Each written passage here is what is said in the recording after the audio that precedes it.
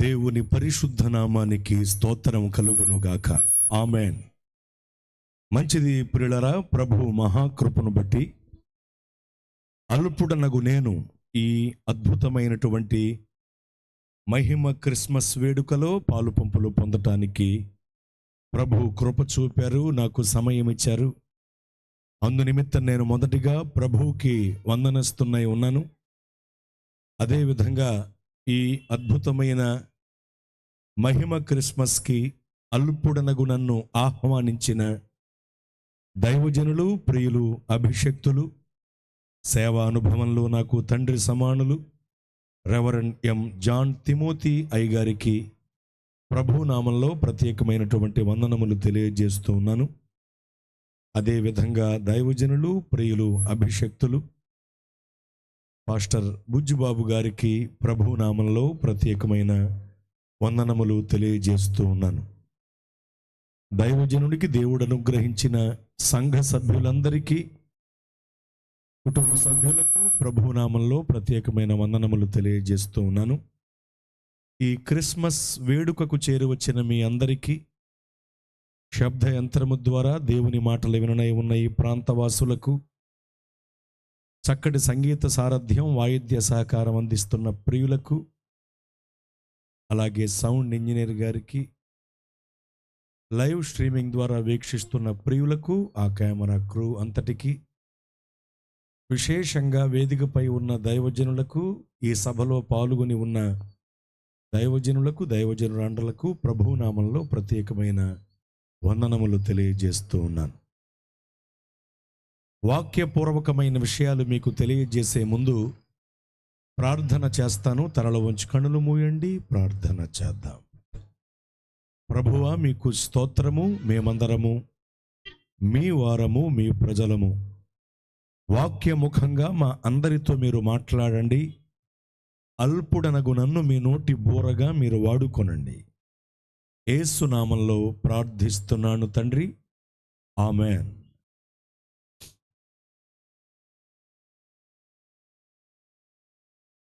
వెలిగింది గగనం ఒక వింత తారతో, మురిసింది భువనం ప్రభు యేసు రాకతో. వెలిగింది గగనం ఒక వింత తారతో, మురిసింది భువనం ప్రభు యేసు రాకతో. పులకించే ప్రకృతి, పలికించే ప్రస్తుతి, పులకించే ప్రకృతి, పలికించే ప్రస్తుతి. Happy happy Christmas, merry merry Christmas, happy happy Christmas, merry merry Christmas. వెలిగింది గగనం ఒక వింత తారతో, మురిసింది భువనం ప్రభు యేసు రాకతో. వెలిగింది గగనం ఒక వింత తారతో, మురిసింది భువనం ప్రభు యేసు రాకతో. రాజుల రాజు, ప్రభువుల ప్రభువు భూమికే తెంచెనని, భూజనులకు బహుమానముగా ఇలలో జనించెనని. రాజుల రాజు, ప్రభువుల ప్రభువు భూమికే తెంచెనని, భూజనులకు బహుమానముగా ఇలలో జనించెనని. పరమోన్నతుని ప్రసన్నత ఈ జగతిలో నిండెనని, పరమోన్నతుని ప్రసన్నత ఈ జగతిలో నిండెనని. వరసుకుడేసుడు నవ్వుతూ పశువుల పాకలు పండెనని, వరసుకుడేసుడు నవ్వుతూ పశువుల పాకలు పండెనని. వెలిగింది గగనం ఒక వింత తారతో, మురిసింది భువనం ప్రభు యేసు రాకతో. వెలిగింది గగనం ఒక వింత తారతో, మురిసింది భువనం ప్రభు యేసు రాకతో. పులకించే ప్రకృతి, పలికించే ప్రస్తుతి, పులకించే ప్రకృతి, పలికించే ప్రస్తుతి. Happy happy Christmas, merry merry Christmas, happy happy Christmas, merry merry Christmas, happy Christmas, merry Christmas. మనం ఆనంద మాసంలో ఉన్నాం. ఆనంద మాసము అంటే డిసెంబర్ నెల.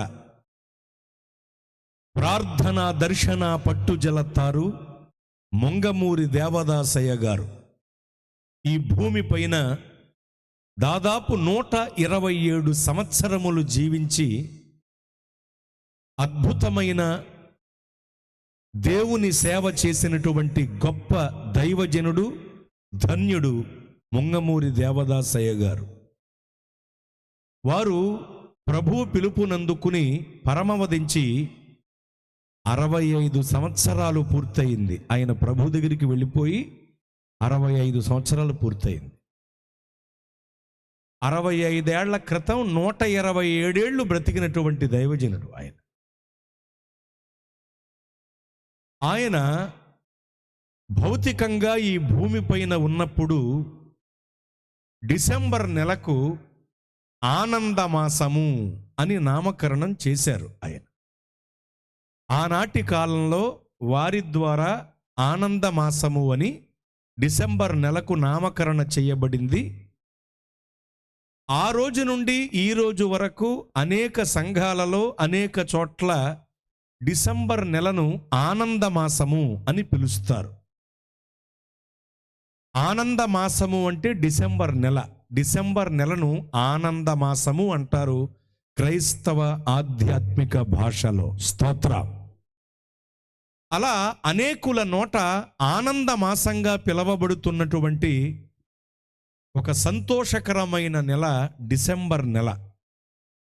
ఎందుకు సంతోషకరమైన నెల అన్నానంటే, ఈ ఆనంద మాసంలో, ఈ డిసెంబర్ నెలలో మీరు ఎక్కడికి వెళ్ళి చూసినా, ఈ భూప్రపంచంలో ఏ దేశానికి వెళ్ళి చూసినా ప్రతి చోట క్రిస్మస్ సందడి మనకు కనబడుతుంది, మన చెవులకు వినబడుతుంది.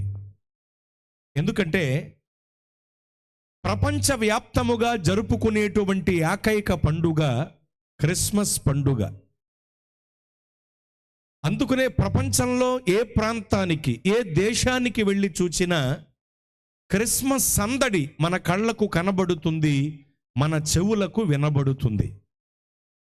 జగద్వ్యాపితంగా జరిగించబడేటువంటి ఏకైక పండుగ క్రిస్మస్ పండుగ ఒక్కటి మాత్రమే. హద్దులు లేనిదై, పరిమితి లేనిదై, అపరిమితముగా ప్రపంచవ్యాప్తముగా ప్రతి దేశంలో జరుపుకునే పండుగ క్రిస్మస్ పండుగ. ఆఖరికి క్రీస్తు విరోధ దేశాలుగా పిలవబడుతున్నటువంటి చైనా, రష్యా, పాకిస్తాన్ వంటి దేశాలలో కూడా ఈ డిసెంబర్ నెలలో క్రిస్మస్ వేడుకలు జరిగించబడతాయి. అంతేకాదు, నేను ఇతర దేశాలు చాలాసార్లు దేవుని వాక్యం ప్రకటించడానికి వెళ్ళొస్తూ ఉంటాను. డిసెంబర్ నెల 1వ తేదీన వెళ్ళి 5వ తేదీన మరలా తిరిగి మన దేశానికి వచ్చాను. నేను దుబాయ్, అబుదాబి ప్రాంతాలలో వార్షికోత్సవ సభల్లో ప్రసంగించి వచ్చాను. చాలాసార్లు నేను వెళుతూ ఉంటాను. ఇతర దేశాలు, అరబ్బు దేశాలు కూడా వెళుతూ ఉంటాను వాక్యం ప్రకటించటానికి. ఈసారి నేను ఆశ్చర్యపోయిన ఒక విషయం నేను తెలుసుకున్నాను. అదేమిటంటే, ప్రతి సంవత్సరం కూడా ఆనంద మాసంలో ప్రపంచ ప్రఖ్యాతిగాంచిన, ప్రపంచంలోనే అతి పెద్దదైన, ఖరీదుదైన క్రిస్మస్ ట్రీ అబుదాబి దేశంలో ఆ అరబ్బు గవర్నమెంట్ పెట్టిస్తుందట. దేవునికి మహిమ కలుగునుగాక. నేను ఆశ్చర్యపోయాను ఆ విషయం తెలుసుకుని. అది బంగారంతో, వజ్రాలతో పొదగబడి ఇలాంటి పెద్ద పెద్ద లైటింగుల కాంతిలో, లైట్స్ వెలుతురులో మెరిసిపోయేటువంటి పెద్ద క్రిస్మస్ ట్రీ అది బంగారంతో వెలగల విలువైన రాళ్లతో అలంకరిస్తారట. ఎంత అద్భుతం అండి అది. మీరు గమనించాలి. అరబ్బు దేశాలలో కూడా ఆనంద మాసంలో ఆయన పుట్టుకను జ్ఞాపకం చేసుకుని సంబరాలు చేస్తారు. దేవునికి మహిమ కలుగునుగాక. కనుక జగద్వ్యాపితంగా జరిగించబడేటువంటి గొప్ప పండుగ క్రిస్మస్ పండుగ. క్రిస్మస్ పండుగ ఎందుకలా? యేసు ప్రభువు వారి పుట్టుక ఒక పండుగగా, ఒక గొప్ప పండుగగా, ఒక మహా గొప్ప పండుగగా, ప్రపంచమునకే పెద్ద పండుగగా విరాజిల్లుతోంది. ప్రపంచవ్యాప్తంగా ప్రతి దేశంలో కూడా ఎందుకు క్రిస్మస్ సందడి కనబడుతుంది అని మనం ఆలోచన చేస్తే, యేసు ప్రభువు వారి పుట్టుకలో ఉన్న గొప్పతనాల వల్లే ఆయన పుట్టుక ఓ పెద్ద పండుగగా ప్రపంచం జరుపుకుంటోంది. సర్వసాధారణంగా పండుగలు పరిమితితో ఉంటాయి. అందున పుట్టినరోజు పండుగలు పరిమితితో ఉంటాయి. చూడండి, ఒక వ్యక్తికి లేక ఒక కుటుంబానికి లేక ఒక వంశానికి లేక ఒక గోత్రానికి లేక ఒక గ్రామానికి, ప్రాంతానికి, రాష్ట్రానికి, దేశానికి పరిమితై ఉంటుంది ఏ పండుగైనా. లేక కొన్ని దేశాలకు పరిమితై ఉంటుంది. ఉదాహరణకు మహాత్మా గాంధీ గారి జయంతి మన దేశంలో మనం చేస్తాం, కానీ అమెరికన్స్ చేస్తారా? చేయరు. ఒకవేళ వాళ్ళు చెయ్యాలి అనుకుంటే అబ్రహాం లింకన్ గారి జయంతి చేసుకుంటారు. మరి అబ్రహాం లింకన్ గారి జయంతి మనం చేస్తామంటే చెయ్యం. ఇలా మహామహులు, మహాత్ములు, గొప్పవాళ్ళు ఎందరెందరో ఈ భూప్రపంచంలో ఉన్నారు. వాళ్లకు సంబంధించిన పుట్టినరోజు పండుగలు ప్రాంతానికో దేశానికో పరిమితమై నిర్వహించబడుతూ ఉంటాయి. మీరు గమనించాలి, అసలు పరిమితి లేకుండా అపరిమితముగా ప్రపంచమంతా జరుపుకునే పండుగ క్రిస్మస్ పండుగ. దేవునికి మహిమ కలుగునుగాక. దీనికి కేవలం కారణం యేసు ప్రభువు వారి పుట్టుకలో ఉన్న గొప్పతనాలే దానికి కారణం. ఏమిటి యేసు ప్రభువు వారి పుట్టుకలో ఉన్నటువంటి గొప్పతనం అంటే, మీకు కొన్ని జ్ఞాపకం చేస్తాను, శ్రద్ధ కలిగి మీరు ఆలకించండి. యేసు ప్రభువు వారి పుట్టుకలో ఉన్నటువంటి గొప్పతనాలే ఆయన పుట్టుక ఓ పెద్ద పండుగగా జరుపుకోగల కారణం అని నేను చెబుతున్నాను. శ్రద్ధ కలిగి ఆలకించండి. యేసు ప్రభువు వారి పుట్టుకలో ఉన్న మొట్టమొదటి గొప్పతనం ఏమిటంటే, ఆయన పుట్టుక అకస్మాత్తుగా జరిగిన సంభవం కాదు, అనుకోకుండా జరిగిన కార్యం కాదు. ఆయన పుట్టుక ప్రణాళికాబద్ధమైనటువంటి పుట్టుక, ముందు నుండి చెప్పబడుతూ వస్తున్న పుట్టుక, ఆది నుండి ప్రకటింపబడుతూ జరిగిన పుట్టుక. యేసు ప్రభువు వారి పుట్టుక ప్రణాళికాబద్ధమైన పుట్టుక. ఎలా చెప్పొచ్చంటే, మన ఆది తల్లిదండ్రులైనటువంటి ఆదాం హవ్వగారులు ఆజ్ఞను అతిక్రమించి దేవుడు తినవద్దని ఆజ్ఞాపించినటువంటి వృక్షఫలములను భుజించి దేవునితో ఉన్నటువంటి సత్సంబంధాన్ని తెగ్గొట్టుకుని పాతాళంతో సంబంధాన్ని కలుపుకుని మహిమను కోల్పోయి పాపపు మాలిన్యాన్ని కొని తెచ్చుకుని ఏదెను తోట నుండి బయటికి తోలివేయబడ్డారు. దేవుడే ఆదాం హవ్వగారులను ఏదెను తోట నుండి బయటికి తోలివేశారు. ఆదాము హవ్వగారులను దేవుడు ఏదెను తోట నుండి బయటికి తోలివేయక మునుపు దేవుడు కొన్ని మాటలు మాట్లాడారు. ఇవి మాట్లాడిన తర్వాతే వాళ్ళను ఏదెను తోట నుండి బయటికి తోలివేశారు.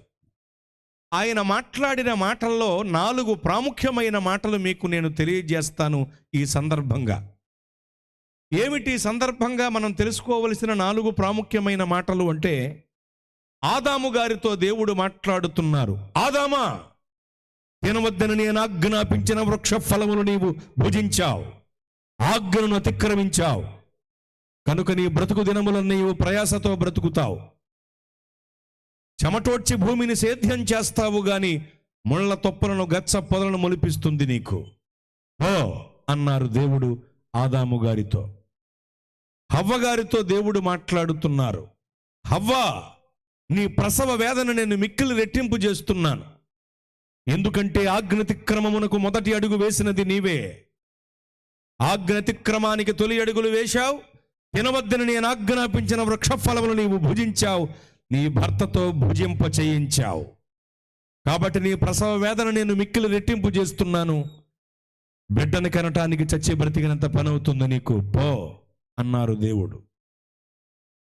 ఆ తరువాత సర్పంతో దేవుడు మాట్లాడుతున్నారు. సర్పమా, నేటి వరకు భూజంతువులలో ఒక జంతువుగా విరాజిల్లావు నీవు. నేటి నుండి జంతు జాతి స్థితి నుండి నీవు పురుగు జాతి స్థితికి పడిపోతావు. పొట్టతో పాకుతావు, మట్టి తింటావు, పో అన్నారు దేవుడు. ఇక్కడ ఒక విషయం మీకు చెప్పాలి. ఆదిలో సర్పము జంతు జాతికి చెందినది.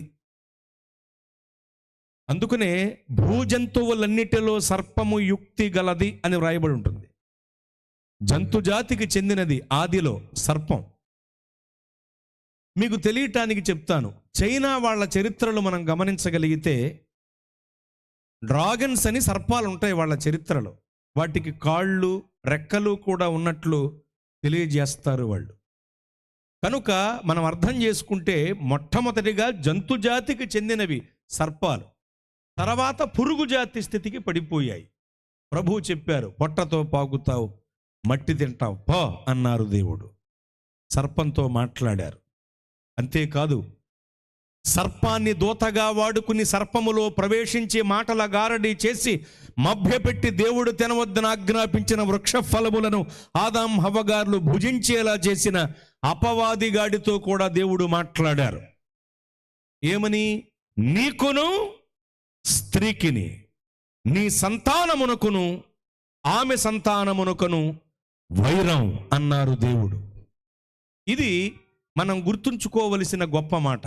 ఎందుకంటే అపవాది గాడితో దేవుడు మాట్లాడుతూ, అంటే సాతాను గాడితో దేవుడు మాట్లాడుతూ స్త్రీ సంతానము అనేటువంటి పదప్రయోగం చేశారు.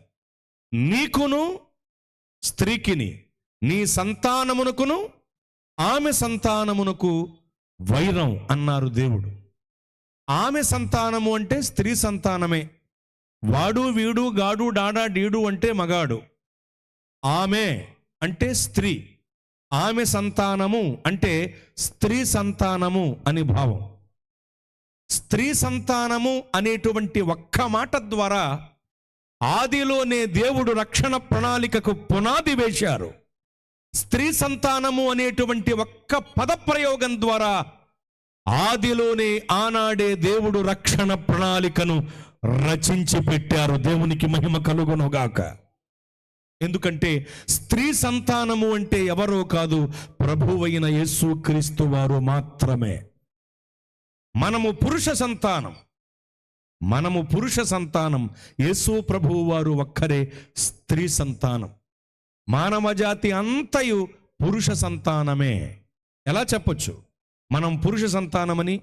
అంటే మీకు వివరాలు చెబుతాను, కొన్ని ఉదాహరణలు చెబుతాను. పిల్లాడిని స్కూల్లో చేర్పించడానికి వెళ్ళింది తల్లి. హెచ్ఎం గారి దగ్గరికి తీసుకువెళ్ళింది. వీడు నా కుమారుడండి, వీడిని స్కూల్లో చేర్పించుకోండి అంది. సరేనమ్మా, ఇంటి పేరేమిటి అంటాడు. ఏదో ఇంటి పేరు ఉంటుంది కదా, చెప్పింది, రాసుకున్నాడు. వెంటనే పిల్లాడి పేరు చెప్పమ్మా అంటాడు. చెప్పింది, ఏదో పేరు సుబ్బారావు అప్పారావు ఉంటుంది, రాసుకున్నాడు. వెంటనే అడుగుతాడు, తండ్రి పేరు చెప్పమ్మా, ఈ పిల్లాడు తండ్రి పేరు చెప్పు అన్నాడు. ఎప్పుడైతే హెచ్ఎం గారు పిల్లాడు తండ్రి పేరు చెప్పమ్మా అన్నారో తల్లి కోపం వచ్చింది.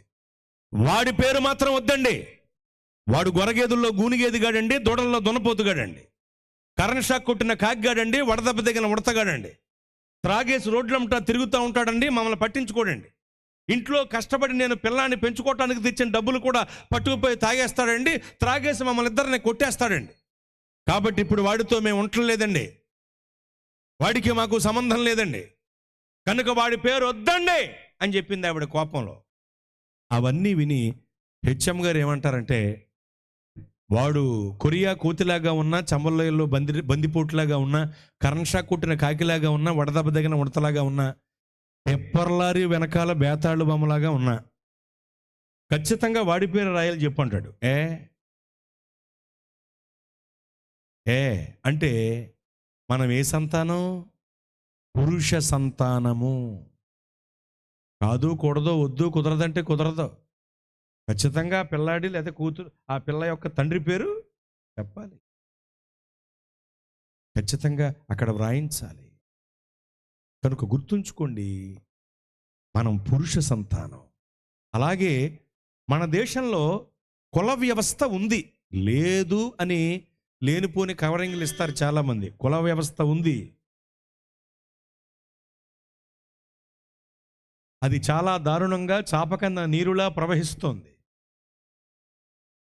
కుల రక్కసి కొన్ని రాష్ట్రాలలో ప్రాణాలు తీస్తోంది, ఇంకనూ అనేకులను వెలివేతకు గురి చేస్తోంది.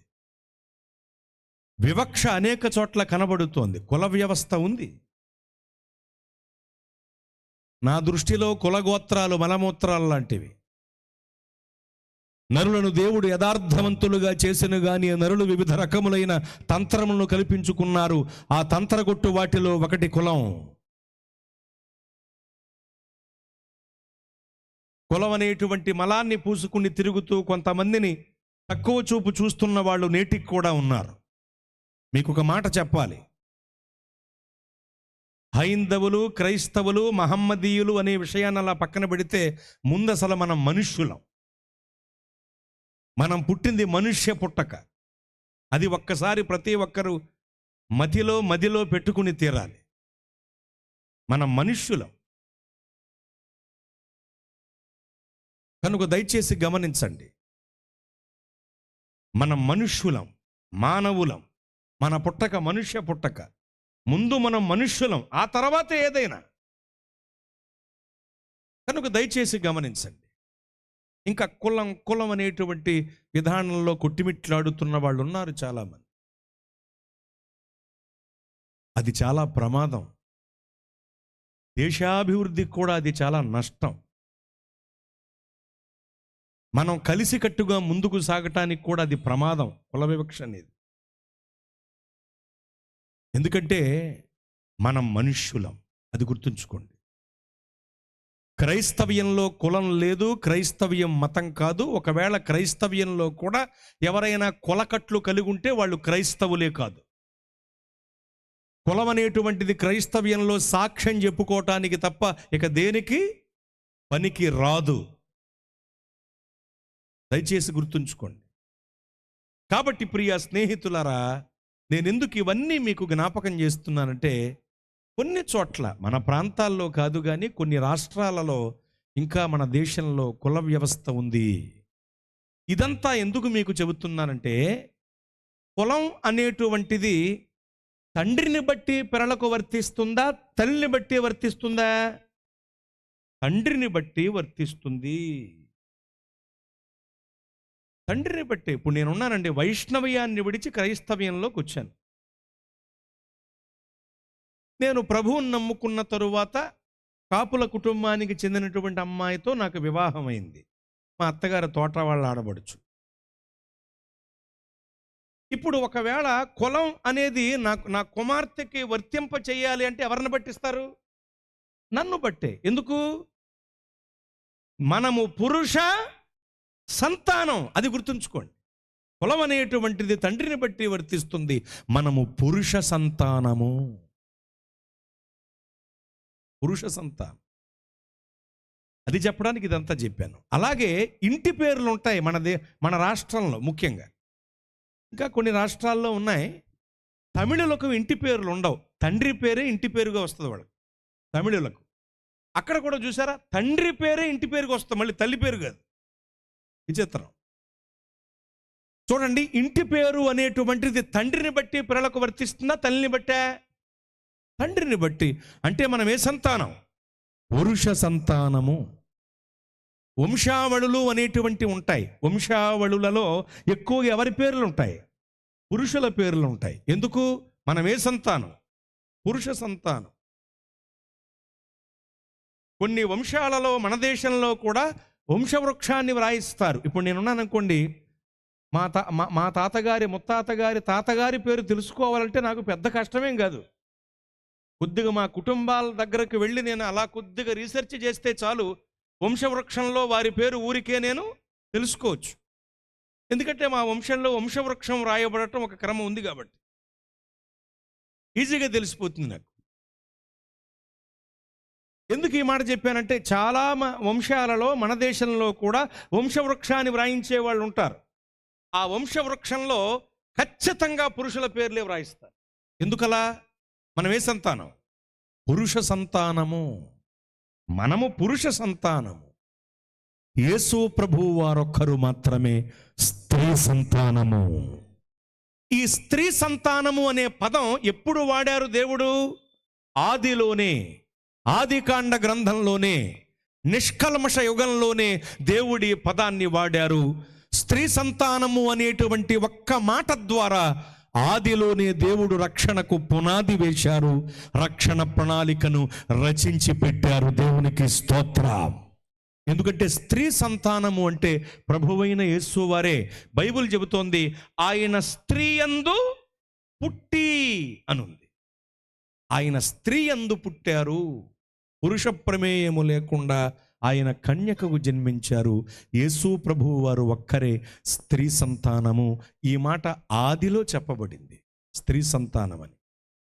దేవుడు ఆదిలో స్త్రీ సంతానము అనేటువంటి మాటతో ప్రభువు వారి యొక్క పుట్టుకను గురించి చెప్పిన తరువాత ఇక మళ్ళీ ఎక్కడా చెప్పబడలేదా అంటే ఎందుకు చెప్పబడలేదు?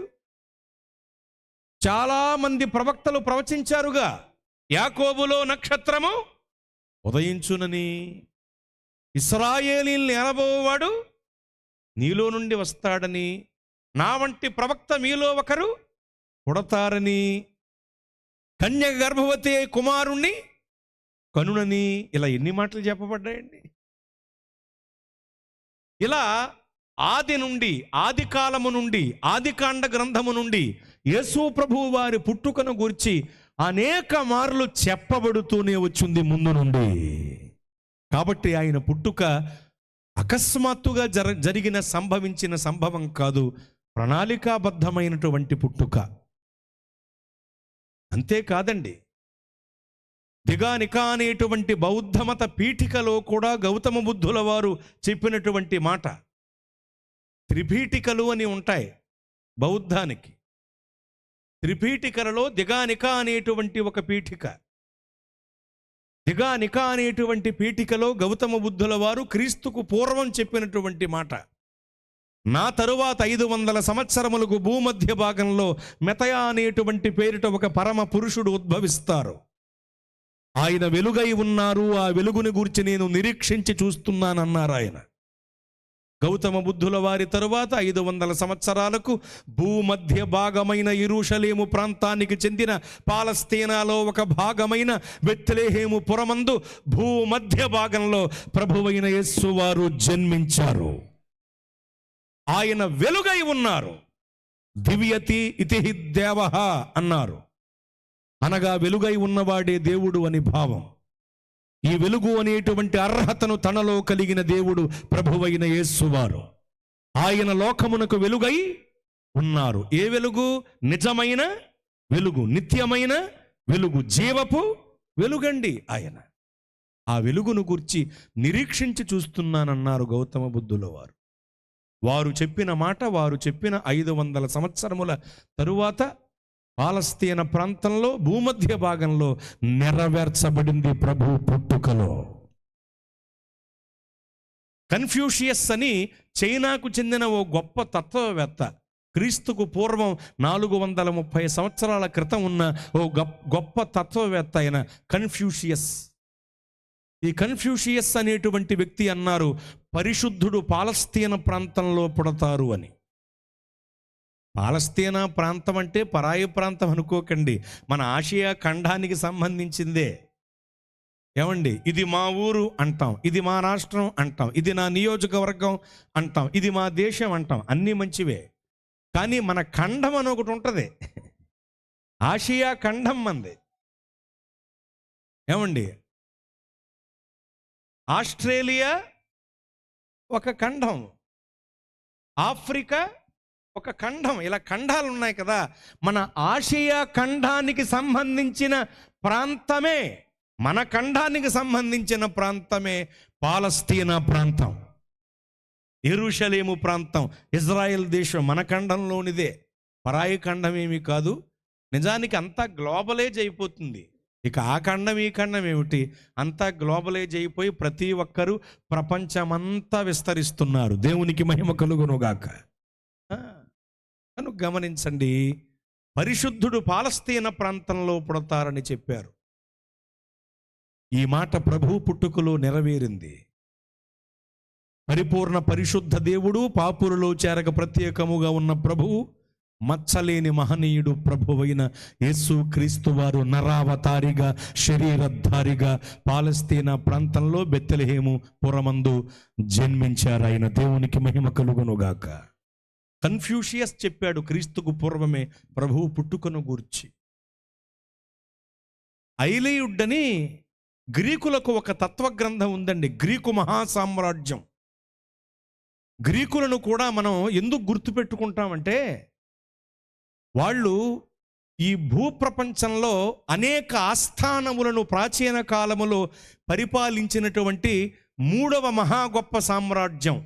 బబులోను మహాసామ్రాజ్యం తరువాత మాదీయ పారసీకుల సామ్రాజ్యం, మాదీయ పారసీకుల సామ్రాజ్యం తర్వాత గ్రీకు మహాసామ్రాజ్యం, గ్రీకు మహాసామ్రాజ్యం తరువాత రోమా సామ్రాజ్యం, రోమా సామ్రాజ్యం తరువాత మంత్రుల ప్రెసిడెంటుల సామ్రాజ్యం ఇప్పుడు కొనసాగుతోంది. ఇలా కొన్ని సామ్రాజ్యాల వివరాలు ఉన్నాయి బైబిల్లో. వీటిలో ఒకటి బహు ప్రాచీన కాల సామ్రాజ్యం గ్రీకు మహాసామ్రాజ్యం. గ్రీకులు అనేసరికి అలెగ్జాండర్ మనకు గుర్తొస్తారు. అలెగ్జాండర్ గారి గురువు అరిస్టాటిల్, అరిస్టాటిల్ గారి గురువు ప్లేటో. ఈ ప్లేటో గారిని గురువులకే గురువుగా భావిస్తారు గ్రీకు జాతి వారు. ఈయన క్రీస్తుకు పూర్వం ఉన్న ఓ గొప్ప తత్వవేత్త. ఈయన అన్నారు, పరమ న్యాయాధిపతి అయిన దేవుడు ప్రజలందరి రక్షణార్థమై భూలోకంలో పుట్టి బలైపోతాడు అన్న సంగతి చెప్పారు ఆయన. అతను చెప్పిన మాటను గూర్చే ఆలోచన చేసి ఆ మాట పరిపూర్ణంగా అర్థం కాక గ్రీకు జాతీయులు ఏథెన్సు ప్రాంతములో తెలియబడని దేవునికి అనే పేరుతో ఒక బలిపీఠాన్ని కట్టించుకున్నారు. అపోస్తలుల కార్యముల గ్రంథంలో 17వ అధ్యాయంలో ఈ వివరాలు ఉంటాయి. దయచేసి గమనించండి. ఎందుకాళ్ళు తెలియబడని దేవునికి ఒక బలిపీఠాన్ని కట్టించారంటే, భగవంతుడు పుట్టి బలైపోతాడన్న సంగతి ప్లేటో గారు చెప్పారు. కానీ ఆయన పేరు వివరాలు లేకపోతే ఆ భగవంతుడు ఎవరు, ఆయన లక్షణాలు ఏమిటి, ఇవేమీ చెప్పలేదు. ఈ మాట ఒకటి చెప్పాడు ఆయన. అతనికి అందిన వర్తమానం అంతవరకు చెప్పాడు. అది వీళ్ళకి అర్థమయ్యే రూట్లో డీకోడ్ చేసుకుని, ఓకే భగవంతుడు పుట్టి బలైపోతాడు ప్రజలందరి కొరకు గనుక బలికి గుర్తు బలిపీఠం గనుక ఒక బలిపీఠాన్ని కట్టిద్దామని బలిపీఠాన్ని కట్టించుకున్నారు వాళ్ళు. ప్లేటో గారు చెప్పిన ఈ మాట హోమర్ అనేటువంటి వ్యక్తి ద్వారా ఐలియుడ్ అనే గ్రీకు తత్వ గ్రంథంలో వ్రాయబడి ఉంది. క్రీస్తు పుట్టుకను గురించి ముందు నుండి చెప్పబడుతుంది. స్తోత్ర. అంతేకాదు, జొరాస్ట్రియన్ అని పారసీక మతానికి సంబంధించిన గొప్ప వ్యక్తి. పర్షియన్స్ అంటాం మనం. ఆనాటి కాలంలో మన దేశాన్ని కూడా పరిపాలించిన పరిపాలకులలో పారసీకులు ఒక భాగం. పారసీకులకు మతం ఉంది, పారసీక మతం అంటాం మనం దాన్ని. వాళ్ళకు మత ప్రామాణిక గ్రంథం ఉంది, జండ్ అవెస్తా దాని పేరు. జండ్ అవెస్తా అనేటువంటి వాళ్ళ మత ప్రామాణిక గ్రంథంలో జొరాస్ట్రు గారు చెప్పినటువంటి మాట, దేవుడే రక్షకుడిగా భూలోకంలో పుడతారు. అలా దేవుడు రక్షకుడిగా భూలోకంలో పుట్టినప్పుడు సూచనగా ఆకాశంలో వింతైనటువంటి నక్షత్రం వెలుస్తుంది. ఆయన పుట్టాడు అనటానికి నక్షత్రం ఆనవాలన్న సంగతి చెప్పాడు. మన భాషలో జొరాస్ట్రు అంటాం, జొరాస్ట్రియన్ అని పిలుస్తారు ఆయన్ని. అతను చెప్పిన ఈ మాట 2 చోట్ల జండ్ అవెస్తా అనేటువంటి పారసీక మత గ్రంథంలో పొందుపరచబడి ఉంది. స్తోత్ర. పొందుపరచబడి ఉన్న ఆ మాట ప్రభువు పుట్టుకలో నెరవేర్చబడింది. ఇలా చెప్పుకుంటూ వెళితే యేసు ప్రభువు వారి పుట్టుక ముందు నుండి చెప్పబడుతూ వస్తున్న పుట్టుక అని మనం గ్రహించవచ్చు. ఆది నుండి, ఆది కాలం నుండి ప్రభు పుట్టుకను గురించి చెప్పబడుతూనే ఉంది, ప్రవచింపబడుతూనే ఉంది, ప్రకటింపబడుతూనే ఉంది. యేసు ప్రభు వారి పుట్టుక ప్రణాళికాబద్ధమైన పుట్టుక, అకస్మాత్తుగా జరిగిన సంభవం కాదు, అనుకోకుండా జరిగిన కార్యం కాదు. యేసు ప్రభు వారి పుట్టుక ప్రణాళికాబద్ధమైన పుట్టుక. ఆయన పుట్టుక ప్రణాళికాబద్ధమైనది గనుక ఆయన పుట్టుక ఒక వేడుకగా, ఒక పండుగగా, ఒక మహా గొప్ప పండుగగా, ప్రపంచమంతా జరుపుకునే పెద్ద పండుగగా విరాజిల్లుతోంది. ఆ పండుగ ఈ దినమందు ఈ గ్రామంలో కూడా నిర్వహించబడుతోంది. స్తోత్రం. ఆయన పుట్టుకలో ఉన్న మొట్టమొదటి గొప్పతనం ఆయన పుట్టుక ప్రణాళికాబద్ధమైన పుట్టుక. రెండవది, ఆయన పుట్టుకలో ఉన్న రెండవ గొప్పతనం ఏమిటంటే ఆయన పుట్టుక పరిశుద్ధమైన పుట్టుక. బాగా గమనించండి, ఆయన పుట్టుక పరిశుద్ధమైనది. ఎలా అంటే ఆయన శుద్ధమైనటువంటి కన్యకకు జన్మించారు. మీకు కాస్త వివరిస్తాను తెలియటానికి. గాబ్రియేలు దూత వచ్చాడు, మరియ గారి వద్దకు వెళ్ళాడు. దయాప్రాప్తురాలా నీకు శుభం అన్నాడు. ఏమిటా శుభవచనం అంది ఆమె. నీవు గర్భవతివై కుమారుణ్ణి కంటావు, లోకరక్షకుడు నీ గర్భవాసాన్న పుడతారు అని చెప్పాడు దేవదూత. వెంటనే ఆమె సరే, సందేశం అందించావు గనుక వెళ్ళొచ్చు అందా. అలా అనలేదు. నేను పురుషుని ఎరుగని దాననే, ఇది ఎలాగూ సాధ్యం అందావిడ. ఎంత గొప్ప మాట పలికిందండి. నేను పురుషుని ఎరుగని దాననే, ఇది ఎలాగూ సాధ్యం అంది. పురుషుని ఎరుగని స్త్రీ, శుద్ధమైన కన్యక ఆవిడ. అంతేకాదు, ఆమె యోసేపుకు ప్రదానము చేయబడినది. వారేకము కాకమునుపు ఆమె గర్భవతిగా ఉండెను పరిశుద్ధాత్మ వలన అని లేఖనం చెబుతోంది. వారేకము కాకమునుపు అంటే యోసేపు గారి చెయ్యి కూడా ఆమె మీద పడలేదు. లేఖనం సాక్ష్యం ఇస్తోంది. అంత శుద్ధమైన కన్యక. అందుకని ఆవిడంది పురుషుని ఎరుగనిదాననే, ఇది ఎలాగూ సాధ్యం అంది. అప్పుడు దేవదూత అన్నారు, పరిశుద్ధాత్మ నీ మీదికి దిగవచ్చును అన్నారు. మీదికి అంటే అర్థం శిరస్సు మీదికి అని. ఇలాంటి మాటే అపోస్తలుల కార్యముల గ్రంథంలో కూడా ఉంటుంది. పరిశుద్ధాత్మ మీ మీదికి వచ్చినప్పుడు మీరు శక్తి నొందుదురని ఉంటుంది. మీదికి రావటం అంటే శిరస్సు మీదికి. శిరస్సు మీదికి వచ్చి లోనికి ప్రవేశిస్తారు పరిశుద్ధాత్మ దేవుడు.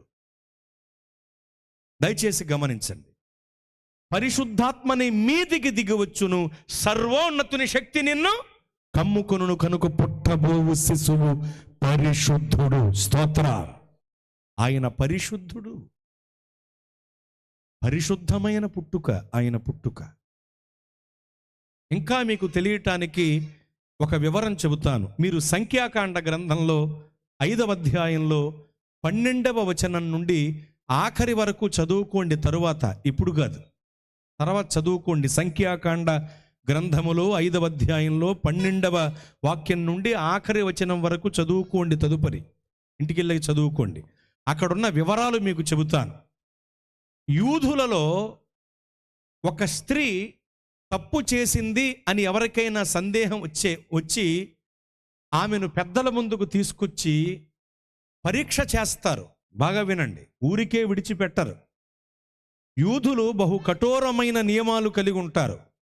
యూదులు ఆచరించే కఠినమైన నియమాలు ఆచరించటం నరమానవుడి వల్ల కూడా కాదు అనిపిస్తుంది. అలాంటి కఠినమైన నియమాలు, నిష్టలు, ఆచారాలు ఉంటాయి యూదులకి. యూదుల స్త్రీ తప్పు చేసింది అని అనిపిస్తే ఆమెను యాజకుని వద్దకు తీసుకొస్తారు. అది యాజకుడు జరిగించే పంచాయతీ. ఇక న్యాయాధిపతులు, నాయకులు ప్రక్కన ఉంటారంతే. వీళ్ళెవ్వరి వల్ల కాని పంచాయతీ ప్రధాన యాజకుడి సమక్షంలో జరుగుతుంది. ఇప్పుడు నేను చెప్పేది ప్రధాన యాజకుడి సమక్షంలో జరిగే పంచాయతీ. నేరం మోపబడిన స్త్రీని తీసుకొస్తారు. ప్రజలందరూ గుమ్మి కూడతారు. మందిర ధూళిని తీసుకొస్తారు, ఒక కుండలో వేస్తారు, నీళ్లతో నింపుతారు ఆ చిన్న కుండని. శపథ ప్రమాణం చేస్తారు, శపితమైన నీళ్లుగా నీళ్లను మారుస్తారు. మార్చిన తరువాత నేరారోపణ చేయబడిన స్త్రీకి ఆ నీళ్లను త్రాగమని ఇస్తారు. ఆమె త్రాగాలి. త్రాగితే నిజంగా ఆమె పొరపాటు చేసినదైతే ఈ శపితమైన నీళ్లు, చేదు నీళ్లు త్రాగిన వెంటనే ఆమె అక్కడికక్కడే పడి చచ్చిపోద్ది. ఆమెలో ఏ తప్పిదం లేకపోతే ఆమె నిలిచి బ్రతుకుద్ది. చాలా ప్రాణాంతకమైన పరీక్ష. ఇప్పుడు నేను చెప్పిన వివరాల కంటే ఎక్కువ వివరాలు ఉంటాయి. నేను చెప్పిన వచనాల్లో చదువుకోండి మీరు. యూదులంతా ఆషామాషీగా విడిచిపెట్టరు. మీకు తెలుసా, చరిత్ర చెబుతోంది, మరియ గారిని ఈ పరీక్షకు గురి చేశారు. ఈ పరీక్షను ఎదుర్కొంది మరియ గారు. ఇలాంటి ప్రాణాంతకమైన పరీక్షకు నిలిచి గెలిచిన ఉత్తమోత్తమైనటువంటి కన్యమూర్తి ఆవిడ. స్తోత్ర. ఎందుకంటే చూడండి, దేవదూత గాబ్రియేలు గారు మరియ గారితో మాట్లాడి విషయం చెప్పి వెళ్ళిపోయారు. యోసేపు గారికి తెలియదుగా విషయం. యోసేపు గారు ఆమెను విడనాడ చూశాడు రహస్యంగా. అప్పుడు దేవదూత యోసేపు గారికి కూడా కనబడి అతనితో కూడా వివరాలు చెప్పారు. దేవదూత చెప్పేసరికి విషయం అతడు గ్రహించాడు. వీళ్ళిద్దరికీ చెప్పి దేవదూత అక్కడతో తన వర్తమానాన్ని ఆపాడు. ఇప్పుడు ఊళ్ళోళ్ళందరికీ చెప్తాడు, ఎట్టి మీ బంధువులు ఎవరో, మీ ఇంటి పేరిటలు ఎవరో, కొద్దిగా ఇల్లు చూపెడతావా, అందరికీ చెప్పేస్తానంటాడు దూత. అంత పనే ఉంది దేవదూతకి. కాబట్టి మిగతా వాళ్ళు ఎవరికి కూడా ఈ విషయం తెలియదు గనుక వాళ్ళు అపార్థం చేసుకున్నారు. యోసేపు గారిని అడిగారు, ఏమయ్యా, నీకు ప్రధానము చేయబడిన స్త్రీని చూశాం, ఈ మధ్యన ఒట్టి మనిషి కాదనుకుంటా ఆవిడ, ఏమి జరిగింది అని అడిగారు. అప్పుడు విషయం చెప్పాడు, ఇదండి దేవదూత నాతో మాట్లాడారండి, ఆమెతో మాట్లాడాక ఆ విషయం నాకు కూడా చెప్పారు దేవదూత అని వివరంగా చెబితే ప్రజలు ఊరుకోరుగా. మామూలుగా లోకులు కాకులుగా పొడుస్తారు, బంధువులే రాబంధులై పీక్కు తింటారు కదా కొన్నిసార్లు. ఇళ్ళకొచ్చే బంధువుల మాటలు ఎలా ఉంటాయండి? మామూలుగా ఏంటి అమ్మాయి పెద్దదై చాలా రోజు కాలం అవుతుంది, ఇంకా పెళ్లి చేయరే అంటారు. ఎందుకు వచ్చావు నువ్వు ఇంటికి? ఎందుకు వచ్చావు? ఇచ్చిన కాఫీ టీ తాగేసి అవతలకు పో, డొక్కులో సలహాలు ఇవ్వకో అని అనాలనున్నా మనం అనలేం, బాధపడతారు కదా. వాళ్ళు వచ్చి 20 ఏళ్ళు వచ్చేసి నీ పిల్లకి ఇంకా పెళ్లి చేయకపోతే ఎలా, 60 ఏళ్ళు వచ్చినా ఇంకా చచ్చిపోవే అని అడిగితే ఎలా ఉంటుంది? 70 ఏళ్ళు వచ్చినా చచ్చిపోవచ్చుగా, ఎందుకు తిరుగుతున్నావు ఇంకా అనొచ్చా మనం? అనకూడదుగా, బాధపడతారు. నువ్వు వచ్చావు, ఏ టీ నీళ్ళలో కాఫీ నీళ్ళలో ఇస్తారు, ఏదో టిఫిన్ పెడతారు, బొగ్గలాడించుకునే మెక్కి అవతలకు పో. డొక్కులో సలహాలు ఇచ్చి మాటలతో పొడవకూడదు. కొంతమంది చేసే పని ఇదే, చాలా తప్పది. పిల్లోడు ఏదో చదువుకున్నాడు, కొంతమందికి వెంటనే ఉద్యోగం రాదు, వాడు ఇంటి పట్టున ఉంటాడు, వాడి ప్రయత్నం ఏదో వాడు చేస్తున్నాడు, ఇంకా ఉద్యోగం రాలేదా, పలానా వాడికి అప్పుడే ఉద్యోగం వచ్చింది, ఇంకా నువ్వు చచ్చిపోలేదా, నీకంటే చిన్నవాళ్ళు చచ్చిపోయారు ఊళ్ళో అంటే ఎలా ఉంటుంది? కనుక డొక్కులో మాటలు మాట్లాడటం, ఎదుటి వాళ్ళని ఇబ్బంది పెట్టడం చేయకండి దయచేసి. విమర్శించే విలేకరులాగా, ఆరాలు తీసే ఆఫీసర్లాగా, పెత్తనాలు చేసే పెద్దల్లా తయారవుతారు కొంతమంది. చాలా తప్పు అండి. ఏ కుటుంబ ఇబ్బందులు వాళ్ళకి ఏమున్నాయో పరిస్థితులు మనకేం తెలుసు మనం మాట్లాడటానికి. చెప్పినా వింటలేదు. యోసేపు గారు చెప్పినా వినకుండా పెద్ద గొడవ కింద ఆ విషయాన్ని మార్చేసి యాజకుని సమక్షంలో జరిగే పంచాయతీకి తీసుకొచ్చారు వీళ్ళని. ధైర్యంగా నుంచింది మరియ గారు, దేవదూత అందించిన దైవ సందేశం కదా, ధైర్యంగా నుంచుంది. యోసేపు గారు కూడా ధైర్యంగా నుంచున్నారు. శపథ ప్రమాణం చేయించారు, శపితమైన నీళ్లు తెచ్చారు. త్రాగమ్మాయి అన్నాడు ప్రధాన యాజకుడు. వెంటనే ఆ చిన్న కుండలో ఉన్న శపితమైన చేదు నీళ్లను ఆమె త్రాగేసింది. ప్రజలందరూ అనుకుంటున్నారు, కొద్దిసేపట్లో ఈమె పడిపోయి చచ్చిపోద్ది, కింద పడిపోయి చచ్చిపోద్ది, ఒళ్ళంతా ఉబ్బి చచ్చిపోద్ది అనుకుంటున్నారు. పౌలు గారిని కూడా అలాగే అనుకున్నారు. అపోస్తలుల కార్యముల గ్రంథంలో ఉంటుంది ఆ వివరణ. ఓ ద్వీపవాసులు అలా అనుకున్నారు. ఓ ద్వీపానికి వెళ్ళారు ప్రమాదవశాత్తు. ఏమండి, వెళ్ళిన తరువాత అక్కడ అందరికి అర్థం కావట్లేదు, అలా చెప్తా ఉంటానండి. దేవుని స్తోత్రం. పైగా నేను ప్రతిదీ రెఫరెన్స్లు అవి చదివించను, విషయం గుర్తుండకుండా పోతుందని. ఎందుకంటే ఎలా చెప్తే అందరికి గుర్తుంటుంది అది. ఓ ద్వీపానికి వెళ్ళారు ప్రమాదవశాత్తు. వివరాలు చెప్పాలంటే అదే ప్రమాదం, ఎలా ఏని చెప్పాలో పూట పట్టుద్ది. అయితే మామూలుగా చెప్తున్నాను. ప్రమాదవశాత్తు ఒక ద్వీపానికి వెళ్ళారు. ఆయన పుల్ల చితికలు మంట ఏదో వేస్తున్నారు. ఖాళీగా ఉంటాం ఎందుకని పౌలు గారు కూడా కొన్ని పుల్ల చితికలు తీసుకొచ్చి ఆ మంటలో వేస్తున్నాడు. ఆ పుల్ల చితికల్లో వచ్చి ఓ పాము చుట్టేసింది చేతికి. పాము చుట్టేస్తే ఆ ద్వీపవాసులు చూసి, అమ్మో, ప్రమాదం నుండి తప్పించుకున్నాడు, కానీ న్యాయదేవత నుండి ఇతను తప్పించుకోలేకపోయాడు. న్యాయదేవత చుట్టేసింది, న్యాయదేవత పట్టేసింది, కాట్రాజు కాటేసింది, ఇతను చచ్చిపోతాడు అన్నారు. వెంటనే అతను ఇలా విదిలించేసరికి అతని చేతికి చుట్టుకున్న సర్పం మంటల్లో పడి కాలి చనిపోయింది. న్యాయదేవత మాడి మషైపోయింది. మీరు గమనించాలి ఇక్కడ విషయం. వాళ్ళందరూ అనుకున్నారు, చూసారా, ప్రమాదం నుండి తప్పించుకున్నాడు, కానీ పాము రూపంలో ఇతనికి మరణం వచ్చేసింది అనుకున్నారు. ఆ పాము చంపేసింది, ఇతన్ని కరిసేసింది కాబట్టి ఇతను చచ్చిపోతాను అనుకున్నారు. కానీ అతను చావలేదు.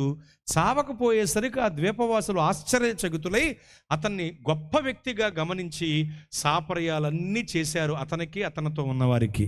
దేవునికి మహిమ కలుగునుగాక. ఆ కొద్దిసేపు అనుకున్నారు పౌలు గారు చనిపోతారని, అలాగే ఆ కొద్దిసేపు అనుకున్నారు మరియ గారు చనిపోతారని. చచ్చిపోద్ది దేవుడా అని అలాగే నుంచునుంది సంతోషంగా ఆమె.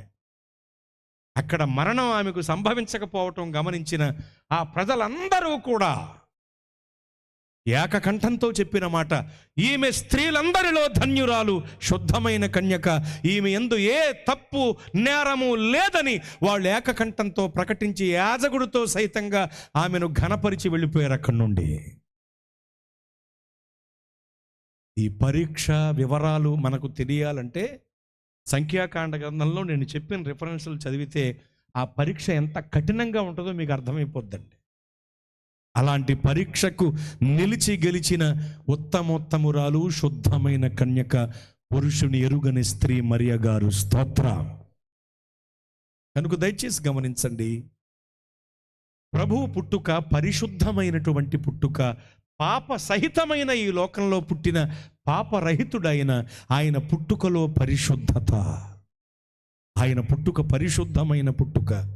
మనది స్వభావ జన్మతః కర్మతః పాపంతో కూడినటువంటి పుట్టుకే. ఎందుకంటే స్వభావ పాపం ఉంటుంది పుట్టుకతోనే. చిన్న పిల్లలు మట్టి తినేస్తూ ఉంటారండి. ఏయ్, మట్టి తిన్నామంటారా పెట్టమహోడా అన్నాం అనుకోండి, నేను ఎక్కడ తిన్నాను, నేను ఎక్కడ అంటాడు. ఎవరు చెప్పారు వాడికి అబద్ధం ఆడమని? వాళ్ళ మమ్మీ డాడీ చెప్పారా? స్వభావ పాపం ఉంటుంది మనలో. జన్మతః కర్మతః మనం పాపులమని అందుకునే చెప్పారు. దయచేసి గమనించండి, స్వభావ పాపము, ఈ కర్మ జన్మ పాపాలు అనేటువంటివి ప్రవహిస్తూ ఉంటాయి. అంటే మీకు తెలియటానికి ఈ పదాలు వాడారు. కాబట్టి మన పుట్టుక వంటి పుట్టుక కాదు ప్రభువు వారిది. పరిశుద్ధమైన పుట్టుక, పురుష సంపర్కం లేకుండా, పురుష ప్రమేయం లేకుండా కలిగిన పుట్టుక, పరిశుద్ధాత్మ వలన కలిగినటువంటి పుట్టుక ప్రభువైన యేసు వారి పుట్టుక, పరిశుద్ధమైన పుట్టుక. కనుక ఆయన పుట్టుక ఒక వేడుకగా, ఒక పండుగగా, ఒక మహా గొప్ప పండుగగా, ప్రపంచమంతా జరుపుకునే పెద్ద పండుగగా విరాజిల్లుతోంది. నేడు ఆ పండుగ ఎక్కడ కూడా జరుగుతోంది. స్తోత్రం. ఇది రెండవ గొప్పతనం ఆయన పుట్టుకలో. ఇక మూడవ గొప్పతనం ఏమిటంటే, యేసు ప్రభువు వారి పుట్టుక పరలోక సంబంధమైనటువంటి పుట్టుకండి, భూ సంబంధమైనటువంటి పుట్టుక కాదు ఆయనది, పరలోక సంబంధమైన పుట్టుక. ఎలా చెప్పొచ్చు?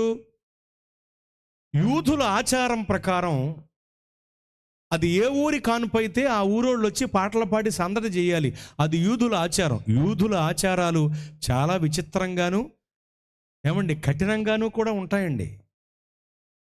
ఎలా ఉంటాయంటే వాళ్ళ ఆచార విధానాలు, యూదులు ఏదైనా ఒక ఉత్తరం రాయాలనుకోండి, ఉత్తరం రాసేటప్పుడు దేవుడు అని వ్రాయవలసి వస్తే, దేవుడు అని వ్రాయవలసి వచ్చినప్పుడల్లా దేవుడో అంటా వెళ్ళి కాళ్ళు చేతులు ముఖం కడుక్కొచ్చి రాయాలి. ఎన్నిసార్లు ఆ ఉత్తరంలో దేవుడు అని వ్రాయవలసి వస్తే అన్నిసార్లు కాళ్ళు చేతులు ముఖం కడుక్కొచ్చి రాస్తారు వాళ్ళు. అలాగే లేఖనములను ఎత్తి వ్రాసేవారు ఆ రోజుల్లో. అంటే చూచి వ్రాయటం, ఎత్తి వ్రాయటం అంటే ఇలా ఎత్తి రాయటం అని కాదండి. ఎందుకంటే తెలుగు మర్చిపోయారు ప్రజలు ఈనాడు చాలా వరకు. నాకు బాగా వచ్చిన భాష తెలుగు, నేటికి నేను నేర్చుకుంటున్న భాష తెలుగు. నేను తెలుగు నేర్చుకుంటున్నాను అంటే మీ పరిస్థితి ఒకసారి అర్థం చేసుకోండి. చాలా గొప్పది కదండి మన భాష తెలుగు. దేశ భాషలందు తెలుగు లెస్స. లెస్సే మరి చాలా చోట్ల లెస్ అయిపోతుంది. అది లెస్ అంటే లేకుండా పోవడం కూడా అది తీసేస్తున్నారు చాలా చోట్ల. తెలుగు చాలా నా మాతృభాష తెలుగు. మరి ఇంగ్లీష్ భాష అంటే ఇష్టం ఉండదు. ఎందుకు ఇష్టం ఉండదు? ఇప్పుడు తల్లి అంటే ఇష్టం అంటే భార్య అంటే ఇష్టం లేదనా? నా మాతృభాష నా తల్లి అయితే నాకు ఉపయోగపడే ఆంగ్ల భాష భార్య అనుకోండి, ఏమైంది? అందరూ తప్పే ఉంది. కాబట్టి మాతృభాష, నేను ఎక్కువగా ఇష్టపడే భాష తెలుగు. కనుక దయచేసి గమనించండి, ఎత్తి వ్రాయటం అంటే చూచి వ్రాయటం. చూసి వ్రాసేవారు. ఎందుకంటే అప్పట్లో ఈ పేపర్ ఇవన్నీ లేవు కాబట్టి చర్మపు చుట్టల మీద వ్రాసేవారు లేఖనాలు. అవి పాడైపోతూ ఉండేవి. అందుకని పాడవకుండా చూచి ఎత్తి వ్రాసేవారు. వేరే ప్రతులు వ్రాస్తూ భద్రపరిచేవాళ్ళు.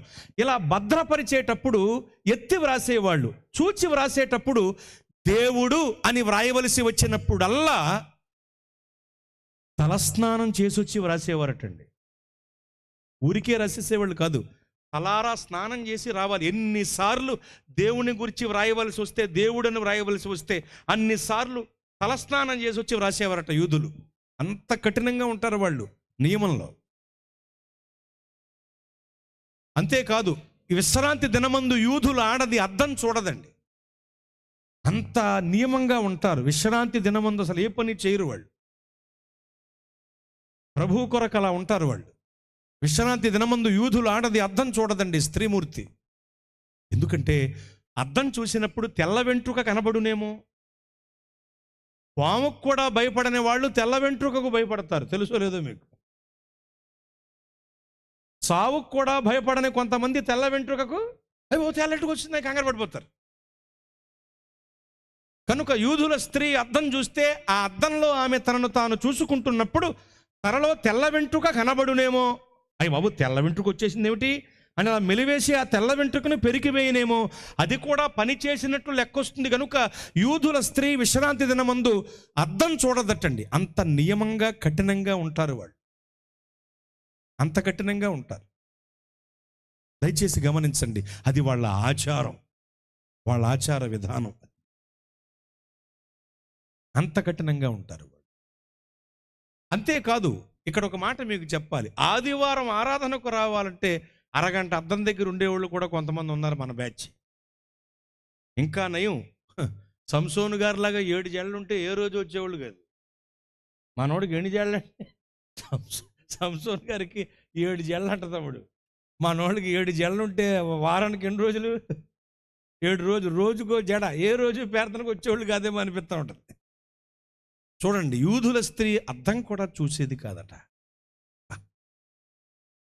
అంత కఠినంగా ఉంటారు వాళ్ళు. ఇంకా మీకు చెప్పనా, యూదులలో మగబిడ్డ పుడితే ఆ మగబిడ్డకి 6 సంవత్సరముల వయసు నిండిన వెంటనే అతన్ని మతపరమైన చదువులు చెప్పే స్కూల్లో వేస్తారు. ఆ స్కూల్లో మొదటి తరగతిలోనే 5 సంవత్సరాలు చదవాలి. మనం 1వ తరగతి 1 సంవత్సరంలో చదివి 2లోకి వెళ్ళిపోతాం.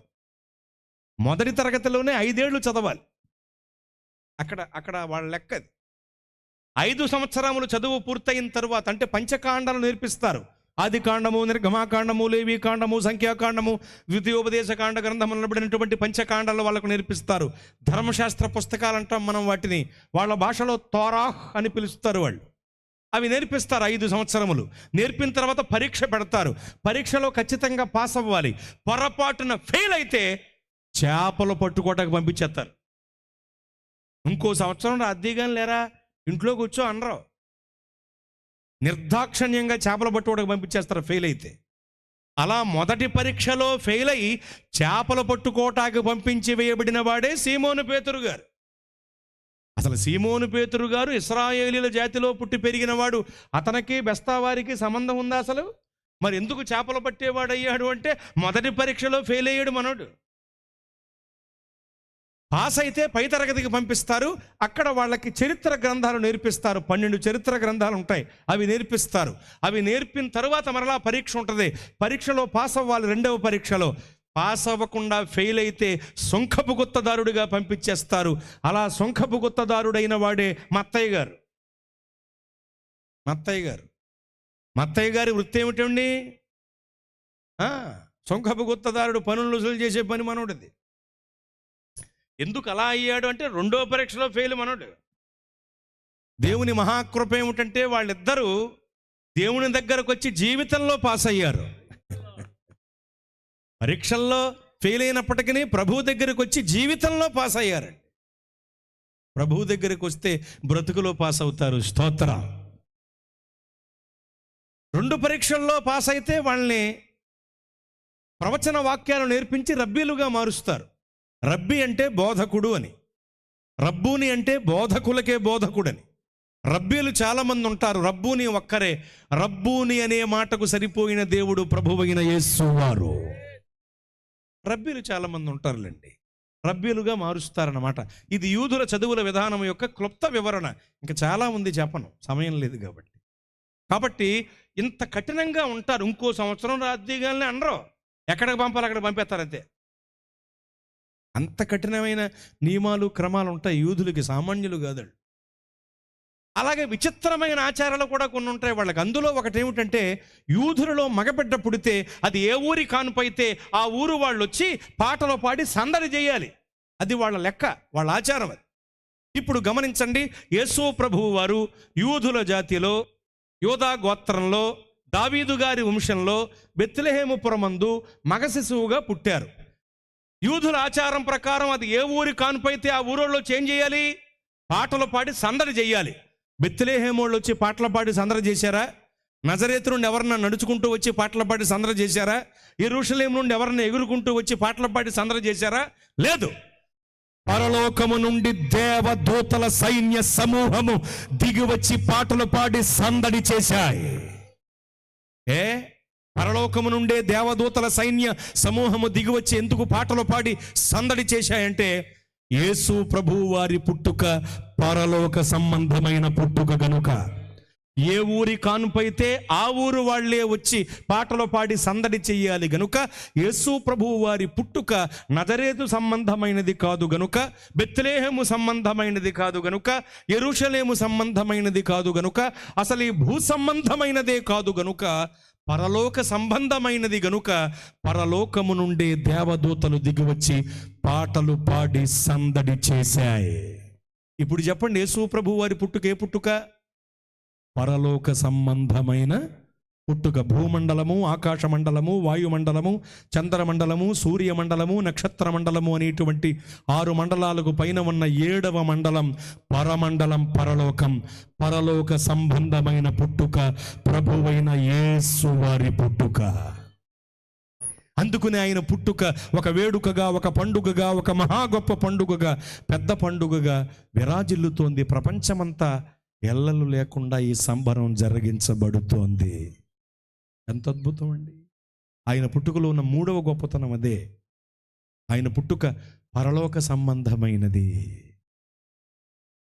అంతేకాదు, ఆయన పుట్టుకలో మరొక గొప్పతనం ఏమిటంటే, యేసు ప్రభువు వారి పుట్టుక పాపులందరి కొరకైన పుట్టుకండి. ఆయన పుట్టుక పాపులందరి కొరకైన పుట్టుక. పాపులను రక్షించుటకు క్రీస్తు యేసు లోకమునకు వచ్చిన వాక్యము నమ్మదగినదియు పూర్ణాంగీకారమునకు యోగ్యమైనదియు నయ్యున్నది. ఆయన పాపులందరి కొరకు భూలోకంలో జన్మించారు. రుధిరపాతం వినా పాపమోచనం నభవతి అన్నారు. అనగా రక్తము చిందింపకుండా పాప క్షమాపణ కలుగదు అని భావం. ఏ రక్తం? గొర్రెల, కూడల, కొంగల, కోళ్ల, కుక్కల, ఎడ్ల, మేకల రక్తమా? కాదు. ఆ రక్తం వల్ల ప్రయోజనం లేదు. పోని మన రక్తమా? మన రక్తం వేరొక పాపిని పరిశుద్ధపరచలేదు. మరి ఏ రక్తం? నిర్దోషమైన, నిష్కలంకమైన, పరిశుద్ధమైన రక్తమై ఉండాలి. అటువంటి రక్తాన్ని మన కొరకు చిందించటానికి జీవితకాలమంతే మరణ భయము చేత పట్టి పీడింపబడుతూ పాపపు దాస్యపు శృంఖలములలో చిక్కుకుపోయి నలిగి నశించి నరకాగ్నికి దిగజారిపోబోతున్న మానవాడిని విమోచించటానికి ఆత్మరూపి అయిన దేవుడు రక్తమాంసములలో పాలివాడాయను. ఆయనే ప్రభువైన యేసు క్రీస్తు. ఆయన రక్తమాంసములలో పాలివాడగుటయే ఆయన నరావతారిగా, శరీరధారిగా ఈ భూలోకానికి రావటం, ఈ భూమి మీద పుట్టటం. ఆయన పాపులందరి కొరకు జన్మించారు. అందుకని ఆయన పుట్టినప్పుడు ప్రజలందరికీ కలగబోవు మహాసంతోషకరమైన సువర్తమానం. అందరికా కొందరికా? అందరికీ. ఎందుకు అందరికీ మహాసంతోషకరమైన సువర్తమానం అంటే వాక్యం చెబుతోంది, ఏ భేదము లేదు, అందరూ పాపము చేసి దేవుడు అనుగ్రహించు మహిమను పొందలేకపోతున్నారు. ఆదాము హవ్వగారులు కోల్పోయిన మహిమను తిరిగి దేవుడు ఇద్దామనుకుంటే పొందుకునే స్థితిలో మానవ జాతి లేదు. కారణం పాపం. ఏ భేదము లేదు, అందరూ పాపము చేసి దేవుడు అనుగ్రహించు మహిమను పొందలేకపోతున్నారు. కాబట్టి పాపులందరి కొరకు పుట్టారు కనుక ఆయన పుట్టుక అందరికీ మహాసంతోషకరమైన సువర్తమానం. అంతేకాదు, పక్షపాతము లేకుండా ప్రతి ఒక్కరి కొరకు ఈ భూలోకంలో జన్మించిన దేవుడు ఆయన. అందుకనే కొర్నేలి గారి ఇంటి వద్దకు వచ్చినటువంటి అపోస్తలుడైన పేతురు గారు చెబుతారు, ఇందును బట్టి నాకు అర్థమవుతోంది, దేవుడు పక్షపాతి కాడు, యేసు క్రీస్తు అందరికీ ప్రభు అన్నాడు. అందరికా కొందరికా? అందరికీ ప్రభు. కొంతమంది అమెరికాకి ప్రభు అనుకుంటారు ఆయన్ని. మీకు తెలుసా, అమెరికా అనేటువంటి దేశం ఏర్పడి ఇంకా 600 సంవత్సరాలు పూర్తవలేదని? అమెరికా అనేటువంటి దేశం ఏర్పడి ఇంకా 600 సంవత్సరాలు పూర్తవలేదు. మొదటి శతాబ్దంలోనే సువార్త వచ్చింది మన దేశానికి.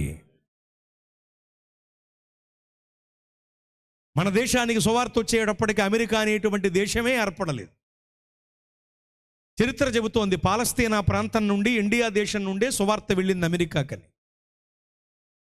కనుక యేసుక్రీస్తు అందరికీ ప్రభువు. అందరికీ ప్రభు, అందరి ఉపకారి, అందరి కాపరి, అందరి ఊపిరి, అందరి మేపరి, యావత్ మానవ జాతి సహకారి, ఉపకారి ఆయన. స్తోత్ర. కనుక ఆయన పుట్టుక పాపులందరి కొరకైన పుట్టుక. నాలో పాపము లేదని ఎవరన్నా అంటే వాళ్ళు తమను తాము మోసం చేసుకుంటున్నట్లు లెక్క అని లేఖనం అంటోంది. జన్మనో జాయతే శూద్ర, కర్మణో జాయతే ద్విజ అని శాస్త్రం చెబుతోంది. నాలో పాపము లేదు అని ఎవరినంటే వాళ్ళు మోసం చేసుకుంటున్నట్లు లేఖనం చెబుతుంటే, జన్మతః కర్మతః మనం పాపులమని శాస్త్రం చెబుతోంది. ఏ భేదము లేదు, అందరూ పాపము చేసి దేవుడు అనుగ్రహించే మహిమను పొందలేకపోతున్నారని వాక్యం తెలియజేస్తోంది. ఏ భేదం లేదు, అందరూ పాపులే. ఆ ఊరు వాళ్ళని, ఈ ఊరు వాళ్ళని, బెజవాడ వాళ్ళని, గుడివాడ వాళ్ళని భేదాభిప్రాయాలు ఏమన్నా ఉన్నాయా? ఉదాహరణకు నేను మీకు చెప్పాలంటే, ముఖ్యమంత్రి మొదలుకొని, మున్సిపాలిటీ వరకు, కారు తోలేవాడు మొదలుకొని, కలెక్టర్ వరకు, లక్షాధికారి మొదలుకొని, భిక్షాధికారి వరకు, కూటికి లేనివాడు మొదలుకొని, కోటీశ్వరుడు వరకు ప్రతి ఒక్క వ్యక్తి కూడా పాపి. ఏ భేదము లేదు, అందరూ పాపము చేసే దేవుడు అనుగ్రహించు మహిమను పొందలేకపోతున్నారు. పాపులందరి కొరకు పుట్టిన సర్వజగద్రక్షకుడు ప్రభువైన యేసు క్రీస్తు వారు. పాపులందరి కొరకైన పుట్టుక. అందుకనే ఆయన పుట్టుక ప్రపంచానికే పండుగగా, మహా గొప్ప పండుగగా విరాజిల్లుతోంది. గట్టిగా స్తోత్రం చెబుదాం. గొప్ప పుట్టుకండి. సర్వమానవాళి పాప పరిహారార్థమై జన్మించారండి. ప్రియా స్నేహితులారా, గమనించండి. రకరకాల ముసుగులతో మసక కలిగి తిరుగుతున్నాం మనం. నేనంటే ఏంటనుకున్నారు? కొండ, మట్టి, గడ్డ, రాయి, రెప్ప, ఎలుక, ఏనుగు, ఒంటె, కుందేలు, సింహం, పులి, గుర్రమని రకరకాల పదప్రయోగాలతో మన కులాల గురించి, గోత్రాల గురించి, వంశాల గురించి గొప్పగా గప్పాలు కొట్టుకుంటూ కులపు ముసుగులు, గోత్రపు ముసుగులు, వంశపు ముసుగులు ధరించుకుని తిరిగేస్తున్నాం కదా. ఎంత ప్రమాదం. నయమాను అనేటువంటి ఓ వ్యక్తి ఉన్నాడు. లోపల కుష్టు, పైకి ఫస్టుగా బెస్టుగా తిరిగేవాడు కానీ కుష్టువాడు. చూచేవాళ్ళందరూ ఆహా నయమాను వీరుడు, శూరుడు, యుద్ధ నైపుణ్యం కలిగిన వాడు, గొప్పవాడు, రాజుకు నమ్మినబంటూ, యుద్ధంలో అతనుకు తిరుగులేదంటూ రకరకాల పదప్రయోగాలతో అతన్ని పొగిడేవారు. కానీ అతగాడు అసలు జీవితం మనకు తెలియాలంటే ఇంట్లోకి వెళ్ళి చూడాలి. అతడు ఒక కుష్ఠరోగి.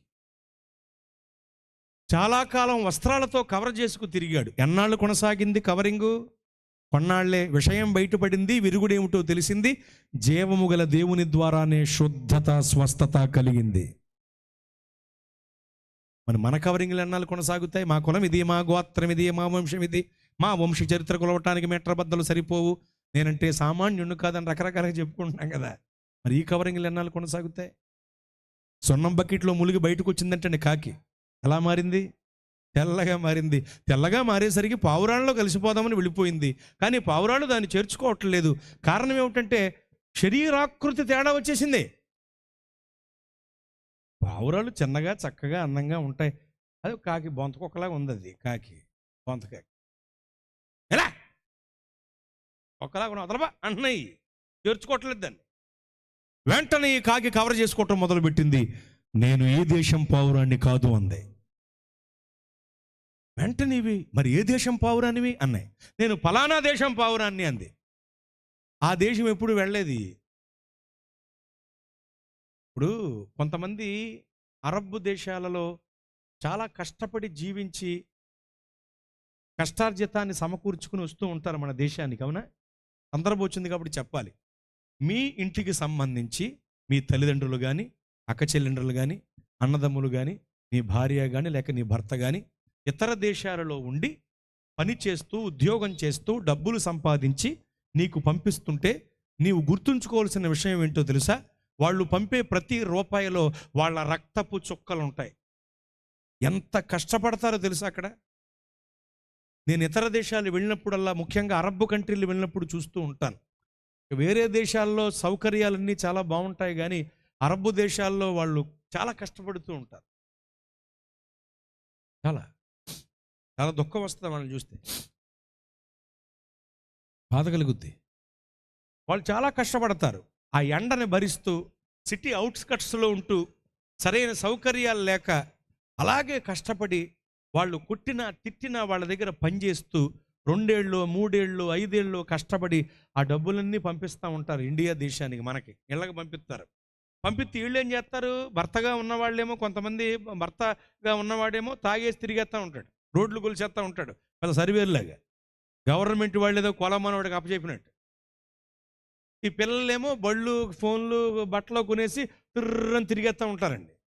ఆడు మళ్ళీ రింగులు వేస్తూ ఉంటాడు బండితో. ఎక్కడ నుండి అక్కడ కిలోమీటరే ఉంటుంది, కానీ ఈడు వెళ్తాక 3 కిలోమీటర్లు వచ్చేది. ఎందుకు? ఇటు తిన్నంగా వెళ్ళడు కదా, ఇళ్ళగా వెళ్తాడు. ఇదంతా కలిపి 3 కిలోమీటర్లు వచ్చేది. వీడు రింగులు వేస్తూ ఉంటాడు, డబ్బులు వచ్చేస్తనే కష్టపడకుండా. వీడు రింగులు వేస్తూ ఉంటాడు, పడిపోతే ఈడికి రింగులు వేస్తారు. పడిపోతే కాళ్ళు చేయి ఇరిగిపోతే స్టీల్ రింగులు వేస్తారు కదా చుట్టూని. ఎందుకురా బాబదా? ఎవరైనా కష్టపడి ఇతర దేశాల నుండి సొమ్ము పంపిస్తుంటే వాళ్ళ కష్టార్జితంలో ఆ రూపాయల్లో వాళ్ళ రక్తపు చుక్కలు ఉంటాయి. ఎంతో కష్టపడి పంపిస్తారు. వాళ్ళు అక్కడ పనులు ముగించుకుని వీసా గడువు తీరాక మన దేశానికి తిరిగి వస్తారు సంతోషంగా మనల్ని చూద్దామని. వాళ్ళు వచ్చిన తర్వాత ఆనందపడేలాగా వాళ్ళు పంపే సొమ్ముని భద్రం చేయండి. ఏదన్నా కొనండి ఆస్తి రూపంలో, లేకపోతే బ్యాంకులైనా భద్రంగా ఉంచండి, సంతోషిస్తారు వాళ్ళు. ఎన్నో కష్టాలు పడతారన్నమాట. ఇక్కడ దాకా మీకు అర్థమైంది కదా? రైట్. వాళ్ళు ఎంత కష్టపడినా ఈ కష్టాన్ని, వాళ్ళు అనుభవించిన శ్రమని మీకు తెలియకుండా వాళ్ళు కవర్ చేస్తారు తెలుసా? మీరు బాధపడతారేమోనని, అక్కడంతా సూపర్గా ఉంది, చాలా బాగుంది, అక్కడంతా ఏసీ, మంచి బట్టలు, మంచి బంగారం అని ఇక్కడ మనం ఊరు వచ్చి చెప్తా ఉంటారు వాళ్ళు. ఎందుకు చెప్తారు?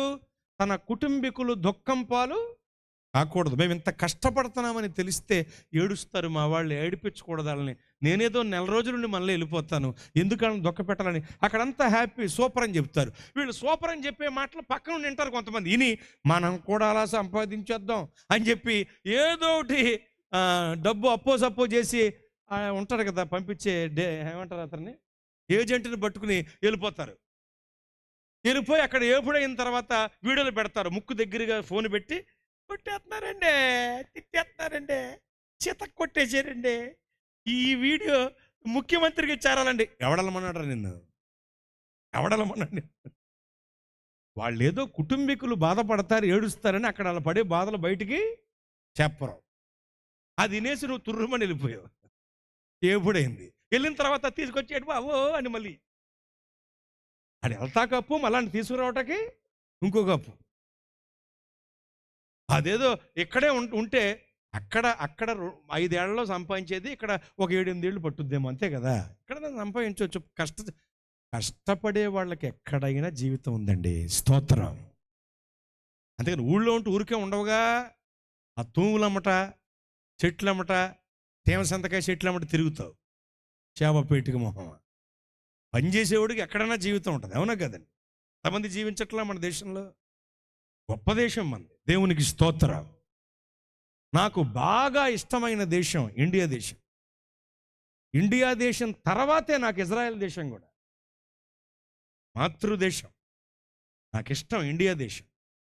మన భారతదేశం తర్వాతే నాకు ఇజ్రాయెల్ దేశం కూడా. ఆ ఇజ్రాయెల్ దేశం కూడా రెండో స్థానంలో ఎందుకు పెట్టానంటే నా ప్రభువు పుట్టి నడయాడిన ప్రాంతం కాబట్టి నా దేశం తర్వాత నాకు ఇజ్రాయెల్ దేశం. దయచేసి గమనించండి, చాలా గొప్పది. కష్టపడేవాడికి ఇక్కడ కూడా జీవితం ఉంది. దేవునికి స్తోత్రం. దయచేసి గమనించండి, వాళ్ళు ఎందుకు ఆ బాధను కనపడినెవరంటే కుటుంబీకులు బాధపడతారని. చాలా బాగుంది అక్కడ అంటారు. వీళ్ళు అక్కడికి వెళ్ళరు కదా, అలాగా మా అమ్మ ఏసీలో ఉంటుంది, మా నాన్న అసలు గొప్ప కారులో తిరుగుతున్నాడు అక్కడ అని ఇలా ఆనందపడతా ఉంటారు. ఎందుకంటే ఆ దేశం వెళ్ళి చూడలేదు వీళ్ళు. ఇక్కడ మీరు గమనించవలసిన విషయం, ఈ పావురం ఏదైతే ఉందో, ఈ పావురాలు ఏవైతే ఉన్నాయో ఆ దేశం వెళ్ళలేదు కదా, కాబట్టి పలానా దేశం పావురాను నువ్వు, ఓహో ఆ దేశంలో పావురాలు ఇలా ఉంటాయన్నమాట అని అవే వాటికి మాట్లాడేసుకుని సరే బాబా అని చేర్చుకున్నాయి కానీ వీటికి సందేహం. కొన్ని రోజులకు అడిగింది, ఓ పావురం నీ ముక్కేట అంత పొడుగుందే అని. అప్పుడు వెంటనే ఆ కాకి కవర్ చేసుకోవటం మొదలుపెట్టింది. నేను ఆ దేశంలో పోరాటాల్లో పాల్గొన్న పావురాన్ని. పొడిచి ముక్కు పొడుగైపోయింది. ఇదేమిటి పొడిచి ముక్కు అరిగిపోవాలి, తరిగిపోవాలి, పొడుగైపోవటం ఏమిటి అది చెప్పేసరికి పావురాన్ని నమ్మేశాయి.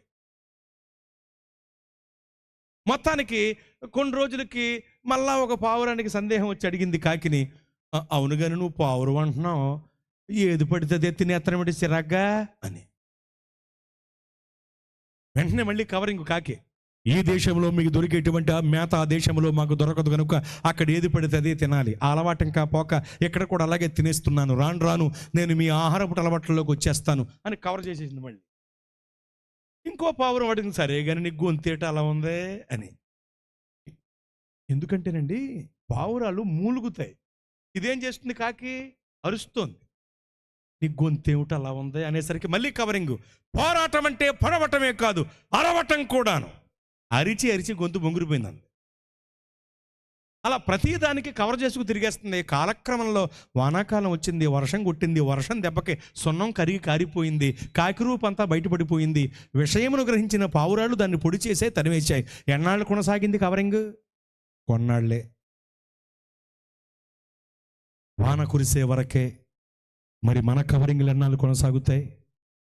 మా కులం మీద, మా గోత్రం మీద, మా వంశం మీదని రకరకాలుగా భేదాలు పెట్టుకుని కవరింగ్లు చేసుకుని కులపు ముసుగులు, గోత్రపు ముసుగులు, వంశపు ముసుగులు ధరించుకుని తిరిగేస్తున్నాం కదా. మరి ఈ కవరింగ్ ఎన్నాళ్ళు కొనసాగుద్ది? కొర్రబోతోంది కడబరి వాన కురిసిన సమయంలో నీ అసలు రంగేమిటో బయటపడుద్ది, నీ అసలు రూపేమిటో తెలియబడుద్ది. అప్పుడు నీవు సిగ్గుపరచబడతావు. అయితే దేవుని పనివాడిగా ఈ రాత్రి నీకు చెప్పే క్రిస్మస్ సువార్త సందేశం ఏంటో తెలుసా? కడవరి వాన కురిసిన సమయంలో కూడా కలవరపడనక్కరలేని వ్యక్తులమై మనము క్రీస్తు కొరకు నిలవబడవలనంటే మన పాపాలు కులప ముసుగులతో, గోత్రపు ముసుగులతో, వంశపు ముసుగులతో కవర్ చేయబడకూడదు. మన పాపాలు కప్పబడకూడదు, కడుగబడాలి. ప్రభు రక్తధారలో మన పాపాలు తొలగిపోవాలి. అందుకొరకే అటువంటి పరిశుద్ధ రక్తాన్ని మన కొరకు చిందించి మనల్ని కడిగి మన పాపాలు తొలగించటానికే ఆయన రక్తమాంసములలో పాలివాడై నరావతారిగా, శరీరధారిగా ఈ భూలోకంలో పుట్టారు. ఆయన పుట్టుక పాపులందరి కొరకైన పుట్టుక. ఒకటి, ఆయన పుట్టుక ప్రణాళికాబద్ధమైనది. 2, ఆయన పుట్టుక పరిశుద్ధమైనది. 3, ఆయన పుట్టుక పరలోక సంబంధమైనది. 4, ఆయన పుట్టుక పాపులందరి కొరకైనది. ఇంకొక మాట చెప్పి ముగిస్తాను, విని ఒప్పుకుందా మీకు? ఇంకొక మాట చెప్తాను. ఆయన పుట్టుక ప్రపంచ చరిత్రను విభజించి వివరించిన పుట్టుక. ఇందాకేం చెప్పా? తెలుగు భాష అంటే నాకు చాలా ఇష్టం అని చెప్పానా? అందుకనే నేను, మీరు గమనిస్తే వదలలేదు, గమనించారా? అంటే ఇలా కూడా కొద్దిగా నేను ఆలోచన చేస్తాను, ఎందుకంటే ఇష్టం కదా భాష మీద నాకు. చూడండి, ప్రణాళికాబద్ధమైన పుట్టుక, పరిశుద్ధమైన పుట్టుక, పరలోక సంబంధమైన పుట్టుక, పాపులందరి కొరకైన పుట్టుక, ప్రపంచ చరిత్రను విభజించి వివరించిన పుట్టుక. ఆ గుడింతాన్ని విడిచిపెట్టలేదుగా. నాకు నడిపించు నానావా అంటే చాలా ఇష్టం. పాగుడింతల్లో ఉన్న పాను విడిచిపెట్టలేదు. నేను ప్రా కూడా వచ్చింది కదా, మీరు గమనించాలి.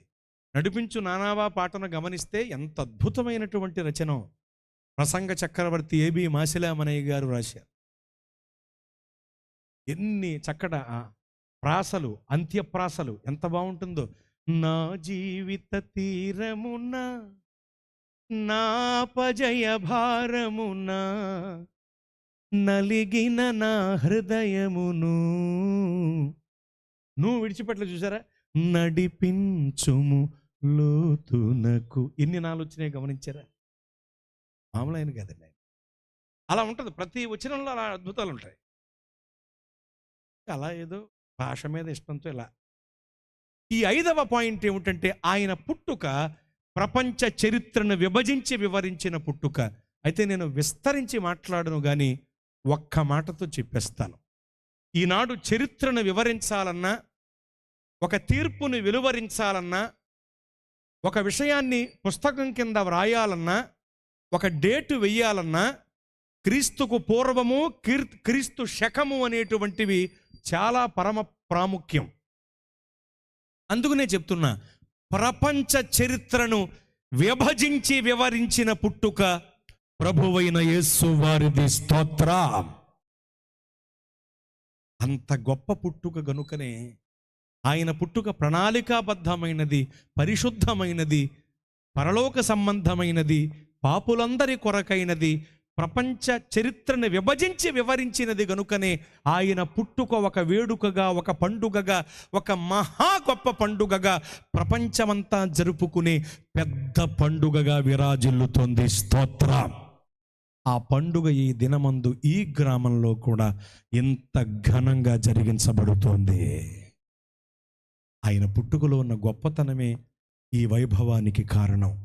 యేసయ్యలో గొప్పతనాలున్నాయి. ఆయన గొప్ప దేవుడు, కథలు తిరుగులేదు. ద్వితీయోపదేశకాండ గ్రంథం ప్రకారం, ద్వితీయోపదేశకాండ గ్రంథము 4వ అధ్యాయం 7వ వచనం ప్రకారం మొరవిని సమీపించి సహాయము చేసే దేవుడు ఆయన. అపోస్తలుల కార్యముల గ్రంథము 14వ అధ్యాయము 15వ వాక్యం ప్రకారం జీవము కలిగిన దేవుడు ఆయన.